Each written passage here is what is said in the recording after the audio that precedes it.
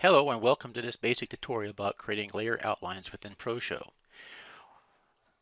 Layer outlines are useful for a variety of reasons. In general, they add contrast to a layer and they make it easier to view or to help focus attention to those layers. Let's start with gold. The outline feature is located under the Slide Options Adjustments tab.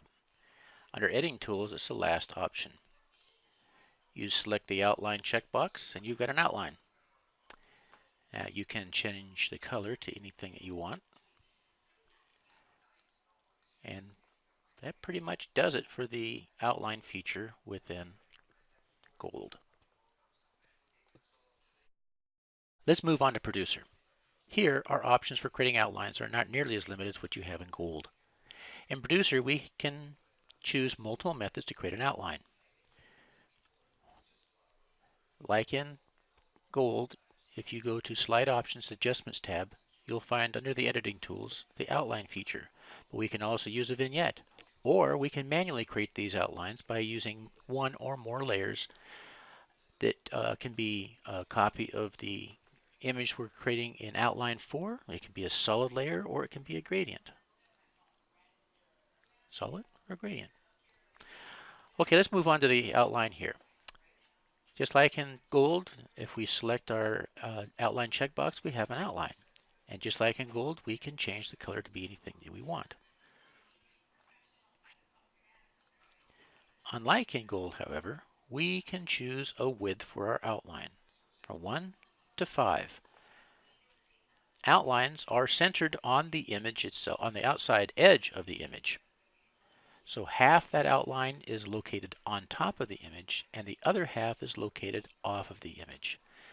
Additionally, if you look close here, you'll notice that all 4 corners are rounded. Outlines in ProShow Producer are rounded. And for the time being, that is it for our outlines. Okay, let's move on to the vignette feature.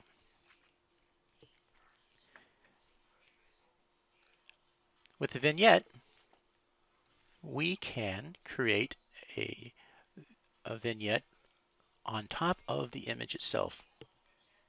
All a vignette is a layer that ProShow Producer puts on top of the layer that you're putting an outline to. And then it is manipulated from there. What we'll do is we'll change the default from this. We'll take a look at this first. Your vignette, basically, as a default, is nothing more than a feathered edge. What we'll do is we'll change this to a solid color. We'll change it to white. We can change it to any color we want. And if we change our border size, all we're doing is making the outside edges transparent. The same with our vignette. Except for the vignette, it rounds the corners and then fades from the inside out. Or, you know, if we change the color, we could change it to red or any other color. That's why we had white here. Okay, now if I were to fill in the corners, notice the rounded corners disappear. And if I made it solid borders, they're gone. With solid borders and filled corners, my vignette does the same thing as border. But as soon as I change the vignette, we take the solid border off, this is what we get. They both act the same here. Now, let's choose a vignette of 1.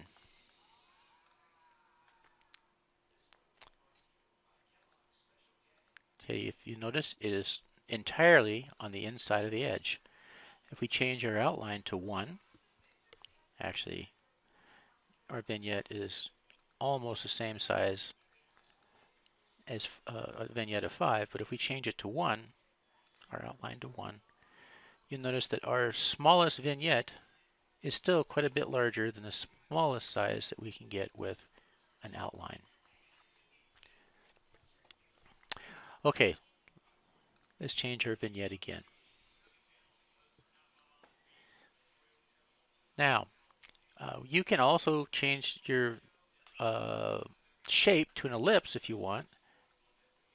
And we have a circle, but what we're going to work with is the rounded rectangle. We can change the corner size. Note that the background on the corners is going to be the solid color that you've chosen.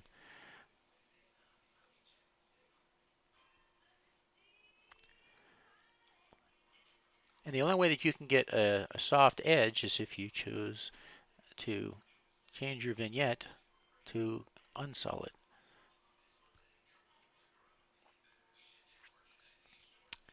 Okay.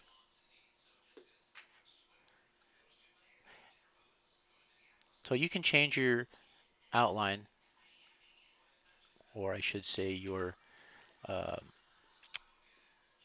your vignette. It's acting as an outline to any size that you want. And it's going to be even around the outside edge of your layer.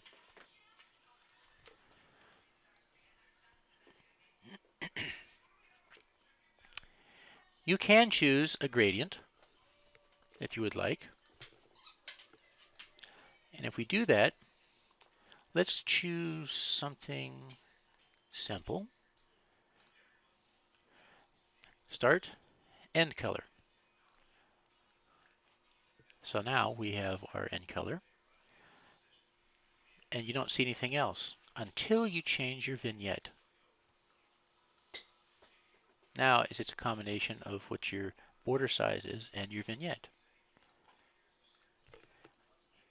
We'll change our vignette again, our gradient. Let's go to special effects. Let's change these lines. Doesn't matter whether your lines are angled or not. They're going to end up being rounded no matter what you do.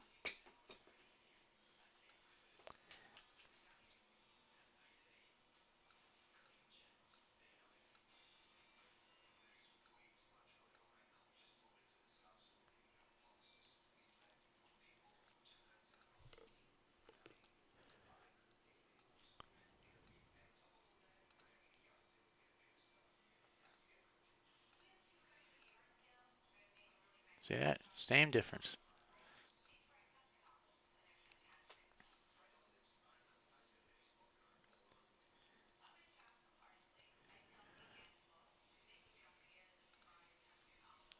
So what we end up doing is choosing a vignette, and that is our border. And for the time being, that's all it is for our vignettes. Let's create an outline with the duplicated layer, or just add a layer. In this case, we're just going to add the layer.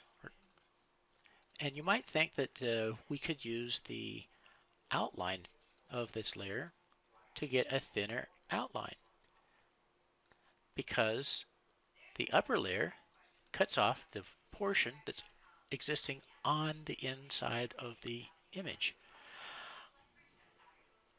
I mean, it kind of works, but if you take a look closely, you'll notice that the edges look kind of weird. And that's because the upper layer is cutting off some of that edge, and the corners just don't look right. So if we want to do it right, what we need to do is actually work with the layer itself. Now, I've turned off the upper layer. We need to change the color of this layer. If we want to make it black, we can change the white point to -100. If we want to change the layer white, we change the black point to +100. If we want to change it to any other color, first move the contrast to -100, because that gives us a gray layer. That lets the program have some information that it can manipulate to change the actual color. If it's all black or all white, there's nothing for the colorize to use. Gray is 50% of each color. We go to colorize. Now we've got any color that we want. Let's go to white though. Now we could have chosen the color of white by choosing the black point, but for the time being, let's just leave it here. Now, turn this layer back on. Now what we need to do is make the lower layer a little bit larger than the upper layer. So let's disconnect the X and the Y from each other so that each can have its own zoom size. Go 65.1 here and 65.15 here. I'll just copy the next frame. And look at this. We have a very narrow edge. It's enough to give us a little bit of contrast. Let's say 66.5, 66.5, and this is 67.26.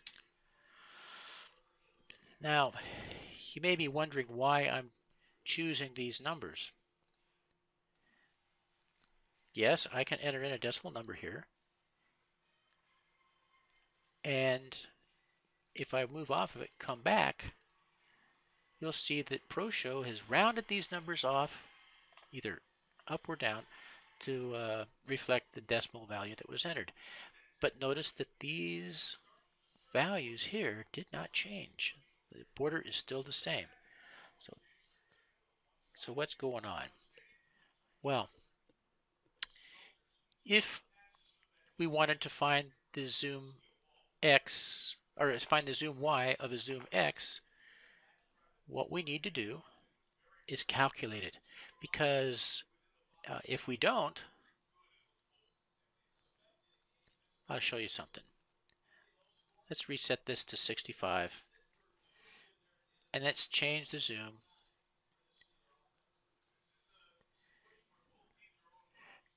You'll see that the sides are different than the tops and bottom. Why is that? The same zoom. Well, if you take 10% of 3 units, that's a larger number than 10% of 2 units, and this layer is 3 units wide by 2 tall.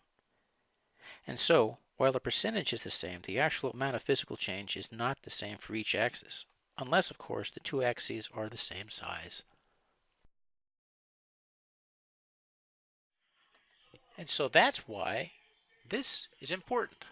If we start with a zoom of 65 and end with the X zoom of 67 on an image that has an aspect of 3:2, this is how we calculate the required Y zoom. So 100 times the end zoom minus the start zoom divided by the start zoom gives us 100 times 67 minus 65 over 65, which gives us a percentage of 3.077. Now we find the X change, or the Y change, that's resulting from that X, and we multiply this 3.077 by the horizontal and divide it by the vertical aspect, and we get 4.616. So 4.616 of the start zoom is 3, and we add that to the start zoom, and we get a 68. And that is where this comes in, 67, 68. Pretty neat, huh? Okay, let's add a solid layer color of white. Let's make it a starting point of 65. Now let's move it below. Let's change the starting size. Let's give it a very narrow edge.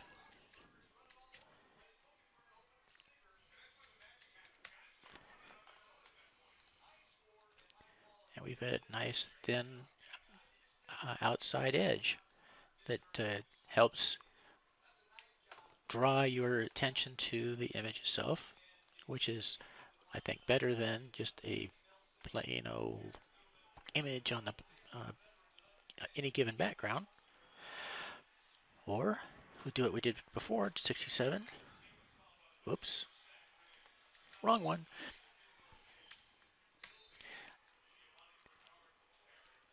Oh, let's rename this. And let's change this to 67 and this to 68. Ta-da! So you could use any kind of a layer. You want to use the same aspect as the layer. You want to use the same aspect for the outline layer as for the layer that you're creating the outline for, because it helps you make your math calculations to create the size that you need for the X and the Y axis a little easier. Well, maybe a lot easier. Now let me bring this together a little bit more for you. This information about manually creating your own outlines becomes very important when you mask your image for whatever reason. In general, mask partially or completely hide the ProShow outline and or vignette outline. This makes them useless or very ineffective. So let me show you what I mean. I'm going to create a solid color layer.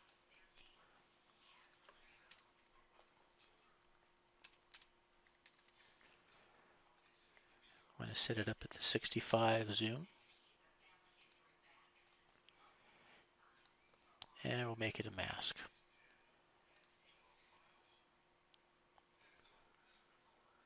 So there you have it.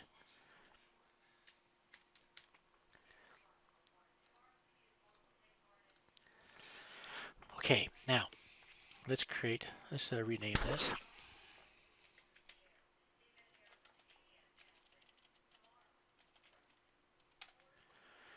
Let's duplicate it.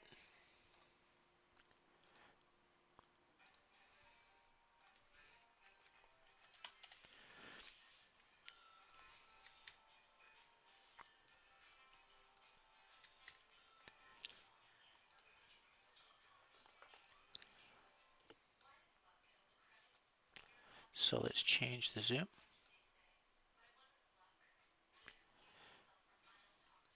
Now, let's give this image an outline.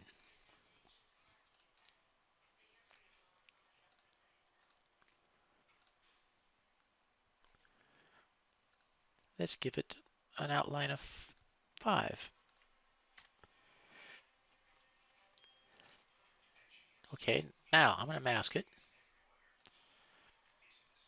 And what you see here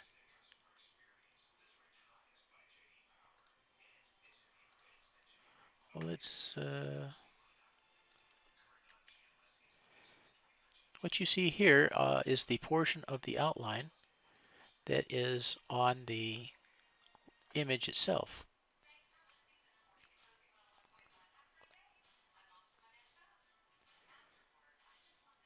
As you can see, when I get it past the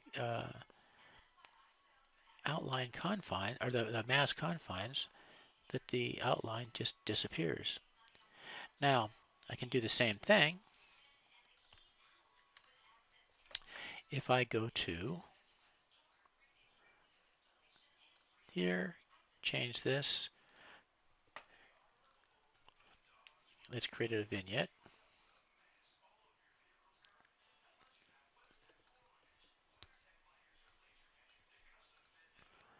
And we'll leave it at 10. Now if I were to zoom the image, I've lost the vignette.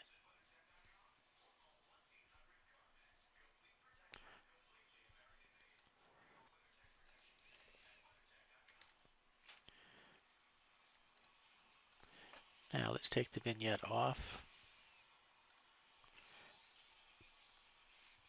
Now in this case, I will retain some semblance of an outline. If it's smaller, I don't have an outline at all. As long as it's bigger, I've got an outline. Oh, let's fix that.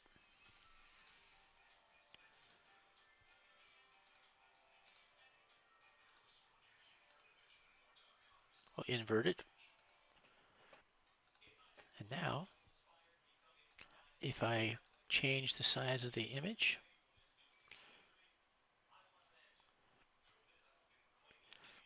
Let's go to 37.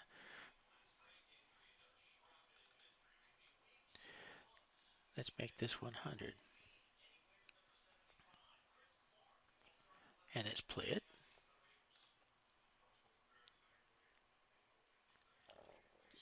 Okay, now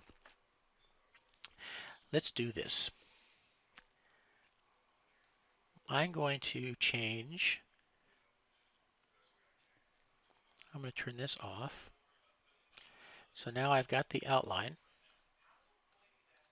Okay. And let's make this reset. Actually, I do want it 66 for the time being. And what I want to do is change this and this. So basically, I'm changing the outline and the image opacity so they fade out.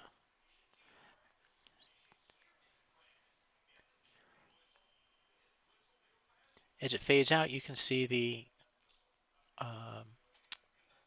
layer being used as the outline below. But if I mask out the center of that outline layer,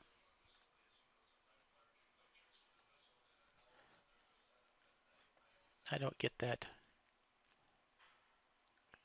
white color anymore. So there you have it. Okay, so let's look at some of the layer outline approaches and their pros and cons. The ProShow Outline is fast, easy, convenient, and in Producer you even have 5 outline widths to choose from. However, those outlines might not be narrow enough or wide enough, depending on what you want to do. Also, they take up space on the image itself, which you may not want. The corners are rounded, which makes it difficult to use, or maybe a little odd looking. And when you use a mask with on this image that's got the outline, the masks are pretty much making that outline ineffective. When you go to the vignette, it's quick and easy too. It's got all kinds of options for fading and or feathering, color, different colors. But you have a feature which covers your image or portions of your image. And you don't have a whole lot of control over the gradients. And your outline is made ineffective, pretty much, or most of the time, when you mask the image. Now, manual outlines are pretty darn flexible. You can get very narrow or very wide outlines without having to rely on covering up any part of the image if you don't want it. You can get some pretty darn complex and very involved outlines if you want. You can offset them, you can move them all over the place. You can have rounded corners, you can have sharp corners. When it comes to the negatives though, the more complicated you get making these outlines, the more difficult it is to create them. And it requires a modicum of skill with Producer and some imagination for when you're using the masks and the various vignettes and things like that that you can apply to these outlines. It may require some math skills that you haven't used in a while. And that's to get the outlines with the appropriate width all the way around. You don't want an outline typically that's wider on the sides than it is on the top or vice versa. It looks more pleasing when you have the same width all the way around. And that's going to require a little bit of math. And that concludes this tutorial. Thanks for watching and stay tuned for other tutorials. Thanks. Have a good day.